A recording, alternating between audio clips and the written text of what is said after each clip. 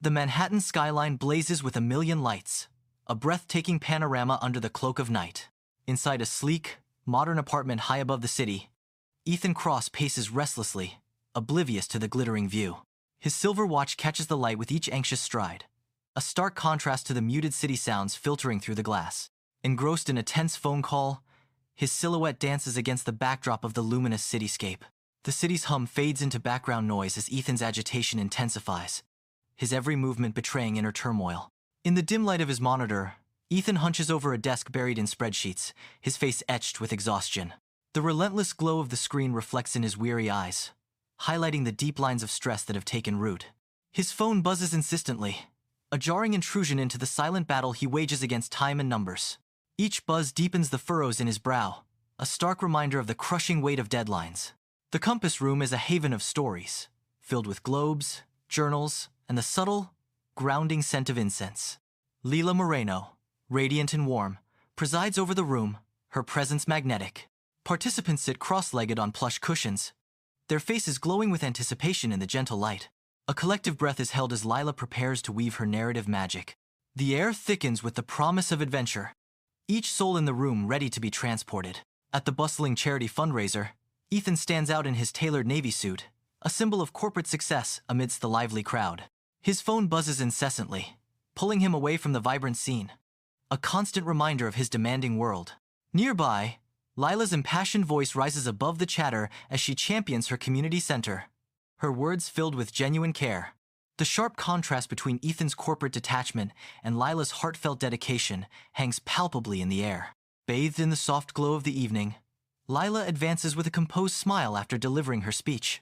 The light playfully dances on her dress, highlighting each graceful step she takes. Approaching Ethan, she remarks with a playful glint in her eyes, "That watch looks like it's timing you, not the other way around." Ethan chuckles, a flicker of surprise and amusement lighting up his face at her unexpected comment. Ethan pauses, an outsider looking at the Compass Room, uncertainty etched on his face. He appears out of his element, a stark contrast to the world he's about to enter. Gathering resolve, Ethan steels himself, a deep breath preceding his next move.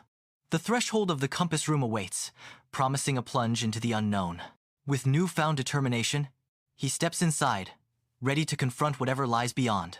Sunlight floods the Compass Room, illuminating the air as Lila greets Ethan with a smile that promises warmth. "Give me 3 months," Lila proposes, her eyes sparkling with conviction. She sets the terms. No work after sunset, no phones at meals, one new experience every weekend.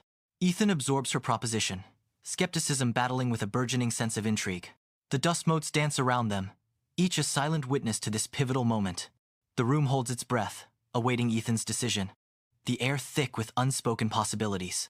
A torrential downpour transforms a New York street into a river of neon reflections, the city lights blurring into vibrant streaks.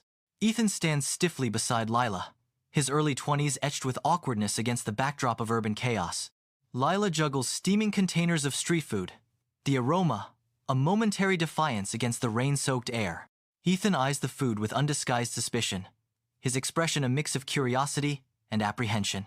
Lila's laughter rings out, a bright, infectious melody that momentarily drowns out the cacophony of the city. The warmth of her laughter begins to thaw Ethan's discomfort, a subtle shift in his rigid posture hinting at ease.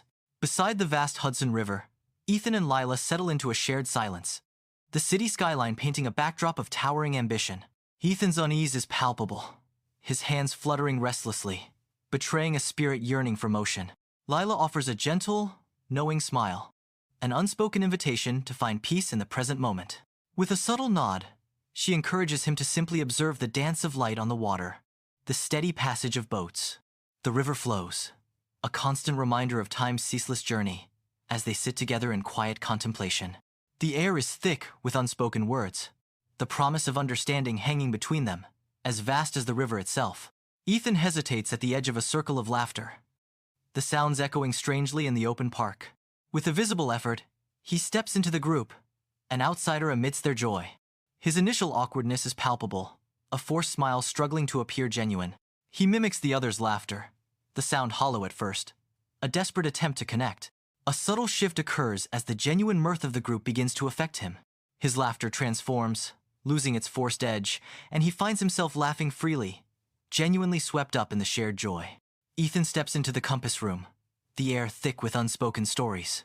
At a table sits Noah, a boy of about 10, his brow furrowed in intense concentration, a splash of youthful innocence against the room's aged atmosphere. Noah meticulously sketches a map, his small hand guiding the pencil with surprising precision.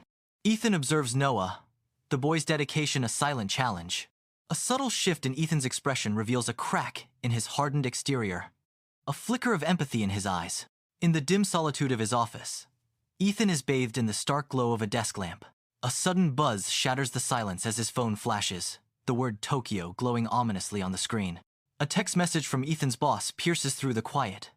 "Stay focused, Cross. This deal makes careers. Don't blow it." Ethan's face is etched with conflict, torn between duty and an unseen, powerful force pulling him away. Ethan steps back into the compass room, the silence thick with unspoken words.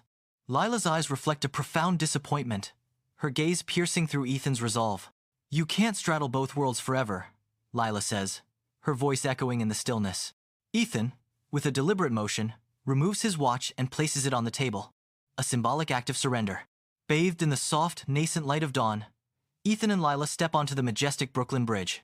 With a resolute motion, Ethan flings his watch into the dark abyss of the East River below. The splash reverberates through the air, a liberating echo, signaling a profound release. "I want this messy, unpredictable, alive," Ethan declares, his voice filled with newfound passion. "I want us." Lila's eyes sparkle with shared hope as she embraces the future. "Now, let's write our days together. No more timing, just living." If this story touched your heart, like, share, and subscribe for more cinematic, emotional tales. Share it with someone who needs a reminder to slow down and live fully.